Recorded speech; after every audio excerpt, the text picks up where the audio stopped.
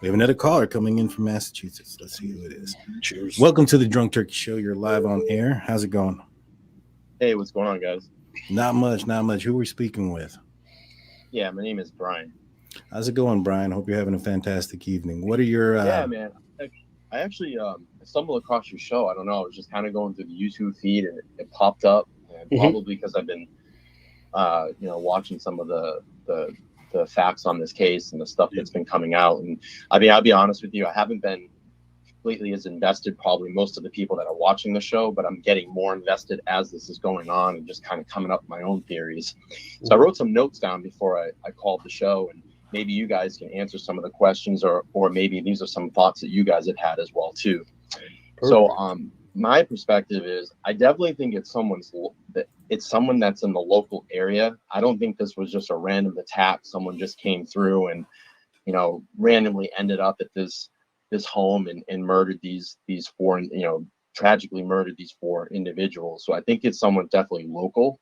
Like saying, I don't think it was a random attack. It was definitely planned. I think the person or people were definitely waiting for them, possibly maybe inside the house. I don't know if that theory has been put out there at all. I think the Moscow police, from what I'm seeing, I think they completely are just lost in this case overall.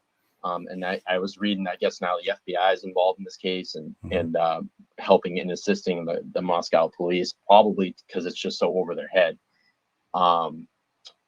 Another thing I'm just thinking about too is why wouldn't they release more information? Why wouldn't they put more information? What are they hiding? And it just makes it seem like they don't have any leads at all.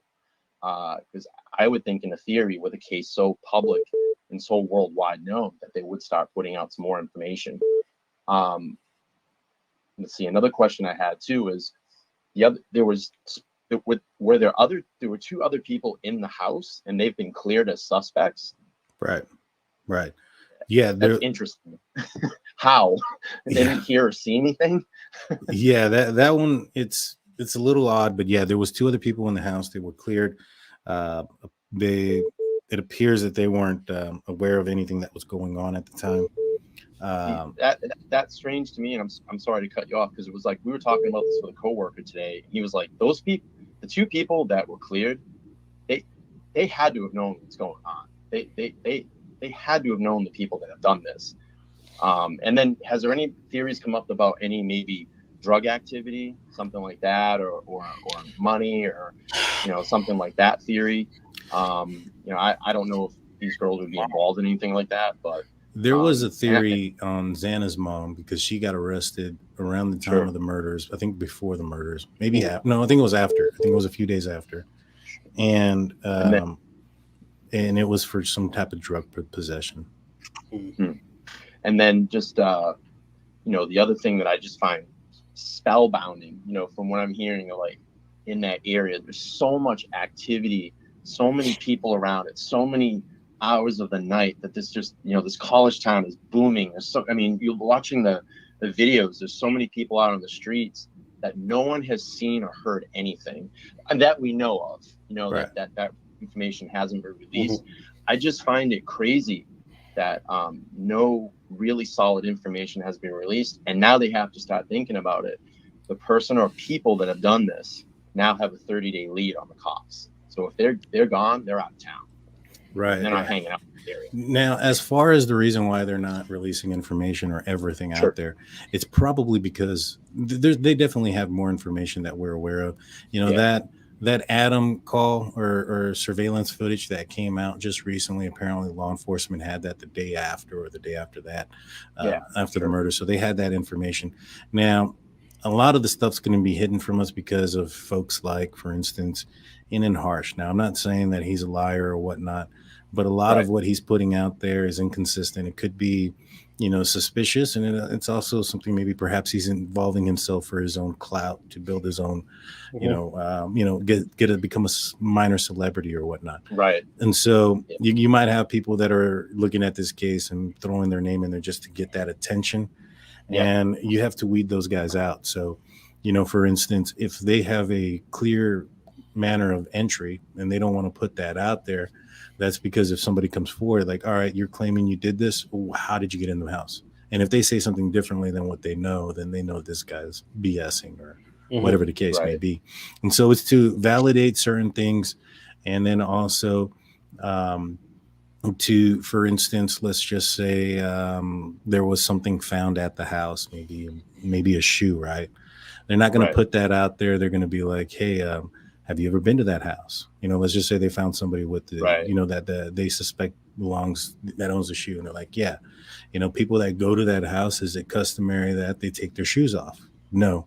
Then why was your shoe off in the house? You get what I'm saying? And so those are things that they're going to kind of talk them into. And so I'm fairly positive they have more, but there are some things that lead me to believe that they're not as far on as they may want to be, or as they lead on that they know. And one of the things is that Hyundai Elantra that was videotaped coming in from the gas station. They didn't go outside of Moscow until after that, which it's one or two things. Either they had no reason to believe that somebody from outside of town was coming in, and they're just crossing their T's and dotting their I's, or this was something brand new, had no idea, and now they have to expand their search. I believe it's the latter. And so, that is concerning. And that's one thing that, as this case goes longer, the chances of it becoming a cold case increases. It's crazy. It's crazy to think that. And like I was saying, I mean, just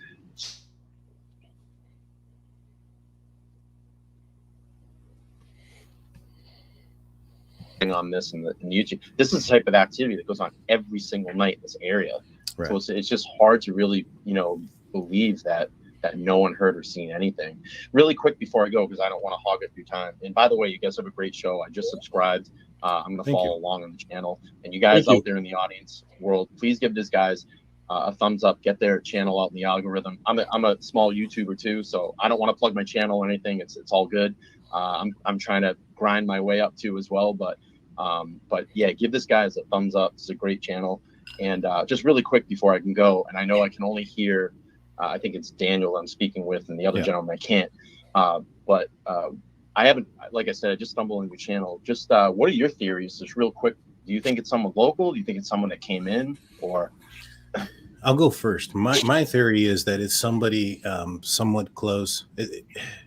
Hearing the Adam take and them being close, and then you see how much that Kaylee is on the phone after the fact, and you hear what she says. In my opinion, I think whatever Madison told Adam is potentially direct. There was potentially another person involved in that conversation, and that person is who could have contacted Kaylee and said, hey, Madison told Adam this. And then she's like, what did you tell Adam? I told him everything.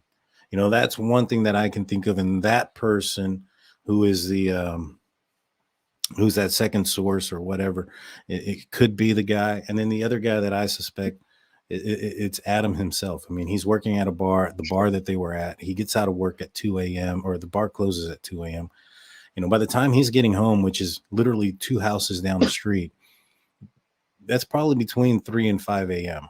The police are looking at surveillance and asking for tips between 3 and 6 a.m. He's there, he's awake, he's has a relationship with these girls, and as they're leaving the very close, there's a conversation about what Madison told him in a direct, in my opinion, in a stressful manner. It wasn't a happy, like, hey, what did you tell Adam? It was more under duress. And so I'm leaning in that direction. The police haven't cleared him. The family says that they don't believe he's involved, but the police hasn't come forward saying that. So if the police comes forward to say that, then I might, lean on that direction, but I think it's that direction. I know you can't hear the guys. Go ahead. Yeah, I'm going to hang up so I can hear the other gentleman speak. But real quick before I go, what do you think the information that was said? Any theory on that? On what was said where? Between, you said that this certain information got said and might have pissed this Adam kid off, or. Well, I mean, if Kaylee was the target, which it appears to be so, Sure. and it's not the ex-boyfriend, an immediate ex-boyfriend, usually something with the weapon that they used and going through four, it would indicate to me that this was some kind of, very angry, passionate, out Right. of passion type of thing. So I'm assuming that this is possibly some type of love interest or somebody who assumed that they Relationship. had Yeah. a Yep. relationship.